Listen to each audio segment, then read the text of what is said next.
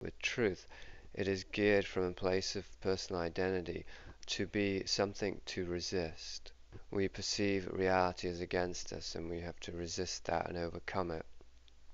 And although, as I say, there's truth in this, it strengthens a place in us that is the antithesis of surrender, that wishes to resist and oppose and defy.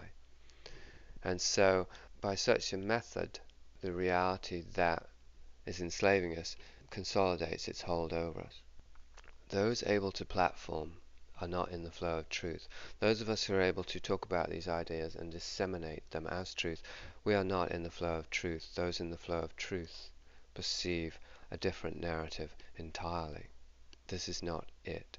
Do not trust anyone who is speaking to you about these things, because if they knew of what they spoke, they would not be speaking. At least not in these terms. They would not be addressing directly this situation, because they would have seen that to do so only makes it stronger in the consciousness of the people. Which is not to say that denial or ignorance is the solution either. Of course we know that not to be the case. This is the dilemma that we're faced with as awakening beings, is that denial no longer works, or rather we can see that it never did work, and that it only made us prey to these forces that we pretended did not exist. But acknowledging these forces is not working either, because we cannot acknowledge them in a neutral way, in a place of surrender and of acceptance. They are too scary, they are too dark, they are too malevolent, they are too all-powerful. They overwhelm us, they obsess us, and so when we get into that obsessive mindset which wishes to oppose or even resist these forces, then we have fallen prey once again, but simply at a higher level of knowledge, of consciousness. This can continue indefinitely if we do not surrender. So the opportunity, the challenge of perceiving this dark global conspiracy control system is the opportunity to surrender. If we can see it in all its evil splendor and yet still surrender to it, then we will have used it for our own empowerment and our own emancipation. And this is almost impossible for the personal identity to do so. We simply do not know how to be neutral. We will always have a preference, and we will call that preference any name we can in order to justify it as being intrinsic and essential to our being. And morality, of course, is the ultimate preference of society, socially condoned allegiance to a way of being that is basically just a way to consolidate our own sense of importance and identity. Morality. So, this is not it. When a sorcerer learns to see, energy directly and to receive the flow of truth directly to consciousness from the universe, to see through the structures of thought to the essence of being, nothing is the same. That moment, the moment of seeing, nothing remains the same, and nothing will ever be the same again. And so, knowing this as we do, if we do, then the question arises is, how can we live in such a way when we're not able to see? We are still blind, and yet we know that what we think we see is not what it appears to be, and so how can we let go and trust and live as if we could see, as if someday we will be able to see, and therefore to let go of all the things that will vanish in the blink of an eye on that day, to let go of them now in a spirit of trust and of surrender, knowing that when that day comes they will be gone anyway, and so it will be that much easier for us if we have let go of all of our holdings come that day. How do we do that? You got me. I'm letting go of this podcast. I'm letting go of this identity of Aeolus Kephas. I'm letting go of everything that I can, everything that will let go of me. And I know that whatever remains, and even if nothing remains, then that is everything that I need. The idea of the end of the world makes the idea of the world stronger.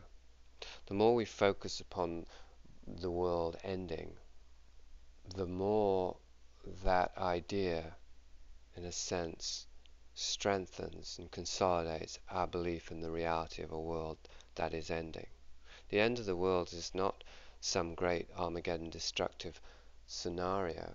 That is simply our interpretation of something far beyond our understanding, where we flatten it out into a linear, rational narrative in order to make the transition from one state of consciousness into the other through the total destruction of the species and the planet as such. Not necessarily the physical level, but nonetheless, Armageddon is just that. It's just a way that we make the transition rationally. But when the world ends, nothing is ending. It is rather us returning to the awareness that the world never was to begin with. It never existed. It was simply an interpretation of the infinite flow of energy through the dark sea of awareness. So learning to see is an apocalyptic event because everything is consumed by fire, the fire of pure energy. But in a sense, nothing is consumed. There is the shell, the surface reality that we have seen with our physical eyes and taken to be the substance of reality. And when that shell falls away, through the ability to see the essence of things, then we experience an apocalyptic ending. The snake that sheds its skin. Things are defined by their edge. How do we know an object? By the edge, by the shape of it. Death is the edge of life, and so our knowledge of death lets us see the shape of life, lets us know life as it is, by its limits, by its edge. The eschaton is the edge of reality. So, by perceiving the eschaton as an event, we are able to see the shape of the world, the reality that we have come to accept as true reality. We can see that it is a narrative being played out on a stage. We can see this by the way in which it is ending. A sorcerer on his journey to freedom recognizes that within the realms of conscious experience there are three areas. There is the known, there is the unknown, and there is the unknowable.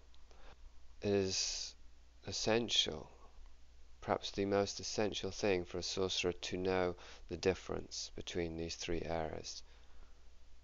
What is the known, what is the unknown, and what is the unknowable? The way in which a sorcerer determines the difference between the unknown and the unknowable is very simple, and yet at the same time very subtle. A non-rational, a visceral experience, that is, that the unknown energizes and inspires us to delve in there, to seek further, to bring the unknown into the realms of the known, to increase our knowing, to increase the context within which we move as individuals, to expand the narrative in new, ever challenging, ever inspiring ways. In the face of the unknowable, on the other hand, the sorcerer feels despair, paralysis, a terrifying awe. And the only sane thing, the only possible thing for a sorcerer to do in the face of the unknowable is to turn away, because otherwise it will consume him or her, swallow them whole.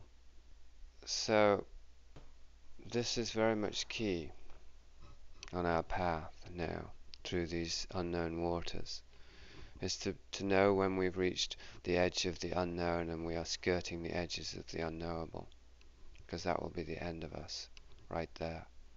If we reach the edge too soon, the edge of reality, the edge of the unknown, we're going to recoil and withdraw back into denial, back into the known. This works also, it depends where we are, what level we are. For the neurotypical person, they stay in the realms of the known. If they reach the edge of the known and they start to glimpse the unknown too soon, it won't inspire them, it will horrify them, and they will turn away and go deeper into what they know, or what they think they know, such as with 9/11 happened. Many people were drawn deeper into the unknown by glimpsing it, but most people were appalled, and so they took refuge deeper into what they thought that they knew, consensus reality.